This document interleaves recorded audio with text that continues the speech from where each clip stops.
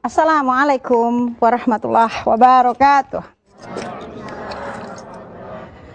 Siapa yang punya pendapat yang karatan lalu marah diguncang apabila uang yang diyakini sebagai sebuah sarana untuk merasa bahagia dan senang tiba-tiba diutik?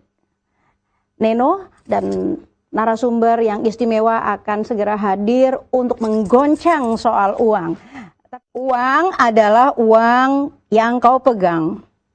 Selembar kertas dicetak, diberi angka. Lalu selama 100 tahun sudah ia dipercaya. Dan kita pun tak sadar betapa dalam kita dipedaya. Kertas yang tak ada nilai dipercaya sebagai alat tukar beli dan jual.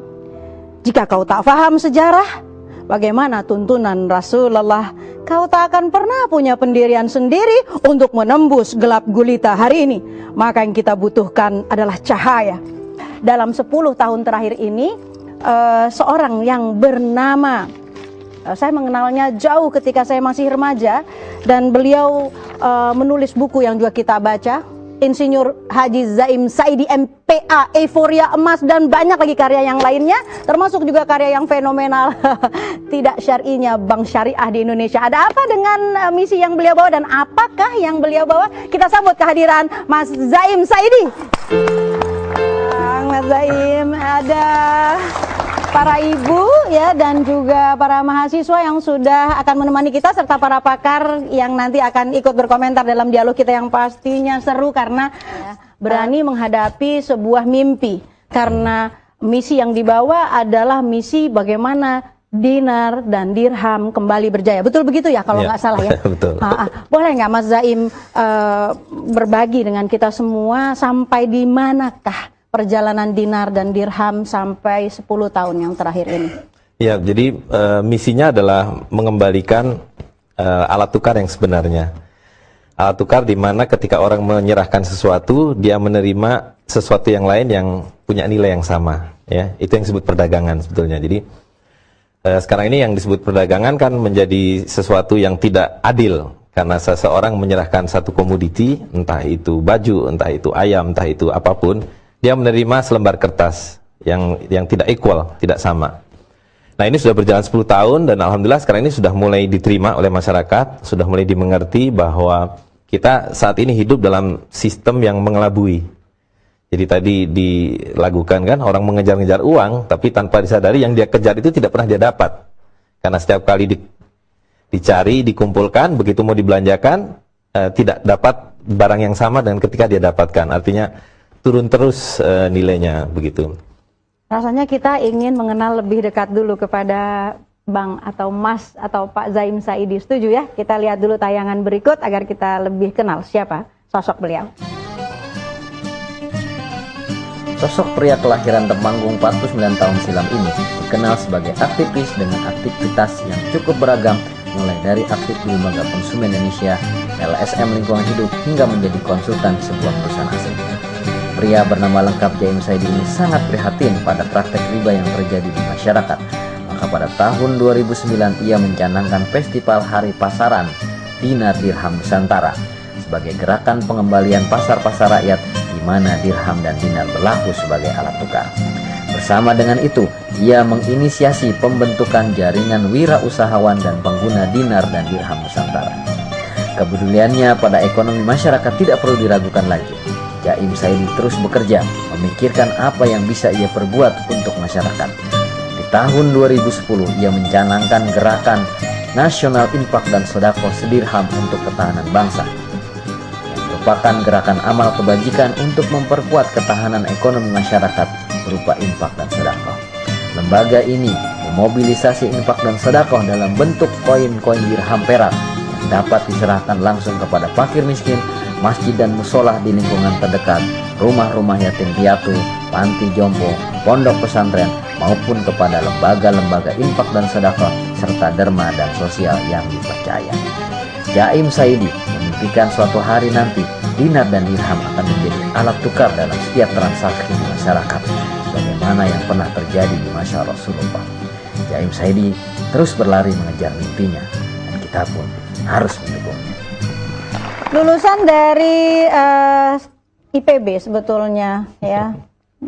Lalu mengambil S2-nya di Public Affairs di Department of Government and Public Administration di University of Sydney, dan kemudian masih belajar muamalah di Dallas College, Cape Town, ya, di bawah bimbingan langsung Profesor Umar Ibrahim Fadilo dan juga dari Syekh Dr. Abdul Qadir As-Sufi ya. Kita mungkin semuanya nggak ada yang terlalu ngeh ya. Sebenarnya ada jalan pikiran yang sangat mendasar yang kita semua nggak tahu. Yaitu siapa yang disebut alat tukar. Bahkan mungkin mahasiswa saja nggak terlalu ngeh bahwa yang namanya uang itu sebenarnya nggak ada nilai. Itu maksudnya apa gitu? Karena ini mendasar banget. Ya, jadi ya kita langsung saja pakai contoh ya. Sip. Nah, jadi kita kalau di sini kan mengenal uang kita ya, namanya rupiah, ya kan. Jadi kita diberitahu bahwa ini ada uang yang bergambar Patimura. Angkanya nolnya 3, dibilang 1000. Terus mereka bilang, sekarang kita ganti gambarnya. Gambar Soekarno-Hatta, nolnya ditambah 2. Maka mereka bilang ini 100.000. Yang 99.000 dari mana? Ya, satu. Dan kedua, ketika ini misalnya dibelah 2, apakah kemudian jadi 50.000? Sekarang tidak akan ada orang yang mau kan? Oke, saya kasih uang, tapi ini dibagi berempat misalnya. 25.000 masing-masing, tapi saya bagi 4. Hilang nilainya. Jadi ini yang disebut sebagai pengelabuan, ya. Nah, karena itu kita mesti memahami. Jadi ini sebetulnya apa bedanya dengan kertas tisu ini? Kecuali gambarnya. Jadi yang disebut uang kertas itu adalah numerologi, nomor-nomor. Ini ilmu sihir sepenuhnya, ya. Nah, tapi kita dibuat percaya bahwa ini punya nilai. Buktinya apa? Buktinya bisa dipakai buat jual beli. Kalau saya belikan ayam, maka ternyata boleh ditukar dengan ayam. Tetapi yang tidak kita sadari adalah ketika ini terus berputar-berputar, 10 tahun yang lalu ini dapat 10 ekor ayam. Hari ini tinggal dapat 3 ekor ayam. Wow. Lah yang 7 ekor ayam kemana? Ya kan? Nah, jadi uang kertas tidak mungkin bisa disimpan. Itu karena itu kalau dulu waktu Indonesia merdeka, uang paling besar itu hanya 600 rupiah. Tidak ada uang 1000. Karena uang 1000 pada waktu itu sangat besar. Harga emas 1 gram hanya 2 rupiah. Jadi kalau ada orang punya uang 1000, berarti dia punya setengah kilogram emas. Hari ini 1 gram emas harus dibayar dengan 500.000 rupiah. Jadi 66 tahun Indonesia merdeka hanya membuat kita 250.000 kali lebih miskin. Akibat dari sistem uang kertas ini. Nah, karena itu kita harus kembali kepada apa yang diajarkan oleh Rasulullah SAW. Dan ini sebenarnya bukan sesuatu yang asing, karena ini adalah fitrah. Jadi dalam Al-Quran, Allah SWT mengatakan manusia itu diberi kecenderungan, kesenangan pada emas dan perak, pada wanita, pada anak-anak. Jadi urutannya itu kalau nggak salah wanita atau harta yang berupa emas dan perak, tunggangan, wanita dan anak-anak. Gitu. Jadi itu adalah fitrah. Nah, sekarang sistem ini membuat kehidupan fitrah itu hilang. Orang lebih menyukai kertas ini daripada emas. Betul enggak? Jadi kalau di sini ada 40 orang, pasti kalau dilihat hampir semuanya punya kertas dan mungkin nggak ada yang punya emas. Ya. Tadi kita dibuat disihir seolah ini punya nilai gitu. Sementara emas dan peraknya sekarang kemana? Emas dan peraknya disimpan oleh mereka yang mencetak uang kertas ini. Mulai ada orang-orang yang mengatakan repot membawa emas, simpan saja, titipkan pada saya. Maka mereka keluarkan kwitansi. Itu sebabnya resminya ini disebut sebagai promissory note, surat hutang. Jadi setiap kali orang yang memegang uang kertas ini berarti punya piutang pada pandai emas. Katakanlah sebesar 1 dinar, 4/4 gram. Jadi ketika berbelanja ini tidak laku. Karena ini hanya kwitansi. Maka kalau mau belanja harus dikembalikan dulu kwitansinya, diambil hartanya. Emas dan peraknya, nah ini yang dibelikan kambing, dibelikan ayam, dibelikan baju. Nah karena itu ini disebut promissory note. Tetapi kemudian belakangan bahkan tidak ada lagi. Karena terus menerus dicetak, tidak mungkin ada emas yang cukup sebagai tanggungan, sebagai backup.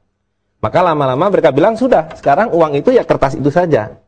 Gitu. Maka kalau jual beli dengan uang kertas ini dalam bahasa syariat Islam ini tidak tunai. Sedangkan jual beli harus tunai. Maka ini tidak boleh untuk jual beli. karena tidak tunai. Dan yang kedua tadi, jual beli itu harus equal to equal. Jadi kalau seseorang menyerahkan seekor ayam, maka dia harus menerima sesuatu alat tukar yang nilainya setara dengan ayam. Nah sekarang kalau orang menyerahkan 2 ekor ayam dibayar 100.000, ayamnya dicincang-cincang masih bernilai kan? Entah jadi gulai, entah jadi rendang, entah jadi ayam goreng. Ini kalau dicincang-cincang nggak ada nilainya. Kemana nilainya? Habis. Jadi nilainya ini palsu. Itulah sihir dari uang kertas. Shock nggak? Shock nggak? Shock sedikit ya, karena biasanya habis itu kita kembali ke rumah kita masing-masing dan bertemu kembali dengan uang kertas. Tapi at least kita jadi tahu. Dan yang menggelitik Neno adalah begini, pertanyaan. Tapi ini pertanyaan yang agak nakal ya. Mas Zaim itu nggak takut ditembak, nggak takut dimusnahkan karena melawan arus. Tapi jangan-jangan juga tidak apa-apa. Karena apa? Karena ini dianggap tidak akan sukses karya ini atau upaya ini. Iya, begitu. Tapi begini, sekarang kita melihat ya bahwa ini karena melawan fitrah, ya. Sesuatu yang tidak punya nilai dianggap bernilai. Maka dia against nature dan pasti tidak akan sustainable. Dan kita lihat sekarang, setiap hari ribuan orang di Amerika, di seluruh daratan Eropa turun ke jalan. Dan mereka sudah tahu dari mana problem mereka. Mereka tidak lagi memprotes presiden, mereka tidak memprotes Perdana Menteri. Mereka datang ke Wall Street. Mereka datang ke apa yang disebut Financial District di London, di Madrid dan seterusnya. Mereka menyatakan bahwa ini deception.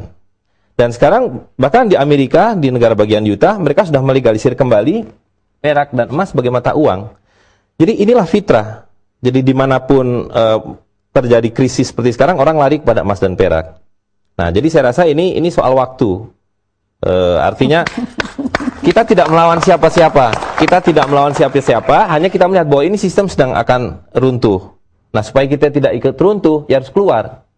Harus keluar membangun rumah sendiri. Nah, rumah sendirinya dalam bahasa Islam disebut muamalah. Nah, inilah alat untuk bermuamalah. Istimewanya adalah dari zaman Nabi sallallahu alaihi wasallam, artinya 1500 tahun yang lalu, 1 dinar bisa selalu dibelikan 2 ekor kambing. Dan 1 dirham selalu bisa dibelikan 1 ekor ayam. Tidak ada inflasinya. Karena sekali lagi, inflasi itu adalah pengelabuan. Inflasi itu datangnya dari ini, ya kan? Selembar kertas tidak ada nilainya, dikasih uang, dikasih nilai 1000. Langsung jadi 1000. Begitu dikasih 100.000, menjadi 100.000. Kita ingin komentar dulu dari Mas Bendri ya, seperti apa nih? Iya, yang jelas kalau komentar pertama, saya sejak awal sudah mengagumi Pak Zaim sebenarnya. Ya, keberanian ya. Kita ya. Ya, artinya memang konsep dasar bahwa kembali kepada fitrah ini juga adalah kebutuhan dasar ya, manusia. Yang kedua adalah bagaimana membangun yang sistem yang disebut dengan syar'i itu memang tidak bisa tanggung-tanggung ya Pak Zaim ya. Bahwa memang harus menyeluruh.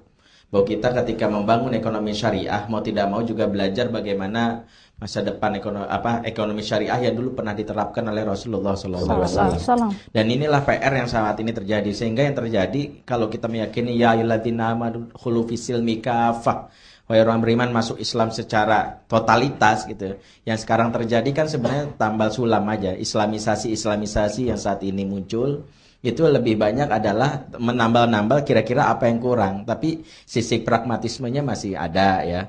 Terus sisi yang kaitannya jaringan kapitalismenya masih ada. Nah, ketika Pak Zaim menawarkan dan beberapa rekan, beberapa orang juga yang terlibat di dalam penggagas dinar dan dirham, saya sejak awal berpikir memang ini harus didorong, disupport, termasuk juga bagaimana sosialisasi khususnya kepada anak kita gitu, di keluarga kita terutama nih.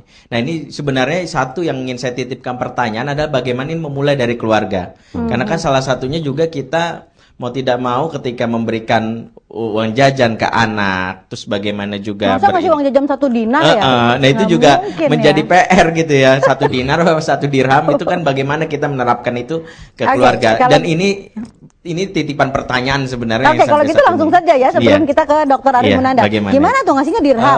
Iya, kasih dirham. Terus jadi, dia frustasi dong. Ada satu kawan ya, satu kawan yang kampung halamannya di Banjarnegara. Dia membawa angpau lebaran kan, amplop lebaran itu 1 danik masing-masing. 1 danik ada 1/6 dirham. Jadi hari ini dirham itu kira-kira 66.000 rupiah. Jadi satu danik itu adalah 11.000. Ideal sekali. Berikan pada anak-anak itu. Nah, kan lalu menjadi masalah. Bagaimana membelanjakannya? Di tetangganya ada warung-warung kecil, ada tukang bakso, diajak bicara, dijelaskan. Mereka mengerti, mereka terima. Nah, jadi semudah itu. Atau ketika ada yang pada sunat, hadiahnya adalah dirham. Jadi sekarang sudah menjadi lazim. Dirham dan dinar kembali sebagai mahar, sebagai hadiah, sebagai tadi kado ya. Dan pelan-pelan dia akan beredar, berpindah dari tangan ke tangan untuk jual beli. Selain melalui. Jadi itu kan fungsi uang itu, satu adalah alat tukar. Tapi yang kedua adalah alat bayar. Nah, alat bayar itu tidak perlu sesuatu untuk ditukarkan dengan sesuatu yang lain. Jadi untuk bayar zakat. Itu kewajiban. Dan dalam hal ini, tujuan pokok dari dinar dan dirham adalah mengembalikan pembayaran zakat. Karena zakat mal itu ditetapkan dengan emas dan perak. Ya kan? Nisabnya 20 dinar dan 200 dirham. Zakatnya 2,5%. Setengah dinar dan 5 dirham. Itu harus dibayarkan dengan emas dan perak. Tidak sah hukumnya. Karena bagaimana mungkin ini dipakai untuk membayar zakat, ini pengelabuan. Nilainya saja palsu. Ya, jadi itu tujuan pokok kita. Berani ya? Nah, berani ya, nggak semua orang berani kayak dia loh.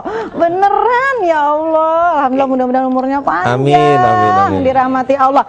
Gimana Ustadz? Gimana Dok? Dr. Arif Munandar nih lagi peak banget beliau nih akan ke Bali. Dari tadi saya sebenarnya sangat jadi speechless sebenarnya.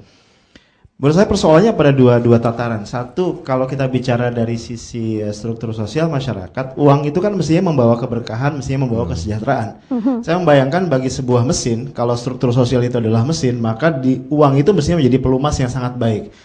Cuma kan kalau mesin yang paling canggih sekalipun, ketika pelumasnya palsu ya Pak Zaimi, kemudian mesinnya rusak kan gitu kan. Ini yang terjadi. Orang dengan berekonomi bukannya menjadi sejahtera dan mendapat barokah, tapi orang menjadi frustrasi. Betul. Nah ini persoalan. Tapi pada sisi yang lain, saya lihat juga akhirnya uang palsu ini juga membuat motivasi yang salah di dalam orang bekerja, orang berusaha dan mencari uang. Sesuai dengan lagu tadi. Karena itu setiap saya memberikan misalnya pelatihan motivasi, saya mengatakan pada teman-teman yang menjadi peserta, mana yang lebih enak? Dikejar uang atau mengejar uang? Kan gitu kan. Ini gara-gara uang palsu itu kan motivasi orang lebih senang mengejar uang. Saya bilang mengejar itu capek. Tapi kalau dikejar itu kan enak gitu kan. Nggak enak dikejar anjing. Dikejar anjing nggak benar, dikejar anjing, dikejar satpam mungkin nggak enak. Nah, kenapa saya katakan harusnya motivasinya adalah dikejar? Karena sebenarnya uang itu kan tidak pernah boleh jadi tujuan gitu loh. Tapi karena dia uang kertas palsu penuh dengan motivasi pengelabuan dan seterusnya, akhirnya dia merusak motivasi dasar kita. Menarik sekali tadi kalau mesin pelumasnya jelek ya. Ya, kalau pelumas jelek mesin apapun yang paling baik akan rusak. Manusia ini kan mesin ya, mesin yang paling canggih yang Allah ciptakan gitu kan di muka bumi ini untuk mengatur semuanya gitu ya. Tapi karena pelumasnya berantakan, maka struktur sosial kita berantakan. Oke, dalam beberapa menit ini kita coba how to start ya. Seperti Neno, bagaimana sekarang Neno mau mulai untuk apakah Neno akan mengganti hidup Neno? Bagaimana caranya? Ya, mulailah dengan menukarkan uang-uang ini sebelum kehabisan nilai. Karena ini kan terbalik. Jadi ilmu sihir itu terbalik. Orang berpikir 100.000 ini pasti lebih banyak dari 1.000 kan? Ini terbalik Pak, Bunda. Dulu itu yang saya bilang tadi, 1.000 rupiah dapat setengah kilogram emas. Sekarang 100.000 rupiah hanya dapat 1/4 gram emas. Dulu 500 gram, sekarang 1/4. Jadi lebih besar mana, 1.000 atau 100.000? Nah, tapi sekarang kita diberi angka 100.000. Seolah the more you have, the wealthier you are. Sebenarnya enggak. Semakin banyak kita mengedarkan uang rupiah, semakin miskinlah kita. Gitu. Dulu dengan 2 rupiah dapat 1 gram emas, sekarang 2 rupiah wujudnya saja tidak ada. Gitu. Jadi semakin banyak kita menggelontorkan uang kertas itu, semakin miskin kita. Lain dengan ini. Karena ini kan mudah. 1.000 jadi 100.000 tinggal rubah angka. Kalau dengan emas dan perak, 1 dirham 3 gram perak. Kalau Anda menghendaki 2 dirham, harus ada 6 gram perak. 10 dirham jadi 30 gram perak. Mengedarkan rupiah berarti menambah kemiskinan. Menambah dan mengedarkan dinar dan dirham berarti menambah dan mengedarkan kekayaan. Sangat baik itu dia ya, luar biasa. Itu hal yang saya kira menjadi kata kunci Alhamdulillah ya. Mudah-mudahan insya Allah hadir lagi untuk bicara lebih lanjut. Baik. Karena nggak cukup perjumpaan kita. Namun Neno ingin Mas Zaim menerima sedikit baik. kenang-kenangan. Nggak perlu dibayar dinar, nggak perlu ditukar sama dirham. Ini dari Oke. Bunda Eti Bakhir. Terima kasih sebuah banyak. batik Baik. tulisan sendiri, dan kemudian juga ada dari sahabat kami, ada penerbit Sikmada Insani, Oh, selalu oke. memberikan buku Oh, insan baik. teladan sepanjang zaman. Ah, Dan terima kalau kasih. pergi umroh nanti, ini aman, bebas Amin, untuk ihram amin. dari Neno Shop. Oke, terima Iya. kasih. Terima Insyaallah. kasih, dan kita berikan aplaus yang luar biasa untuk Pak Zaim Saidi. Ya, Masya Allah, mudah-mudahan kita semua ingat wakala nusantara.com. Terima Baik. kasih banyak.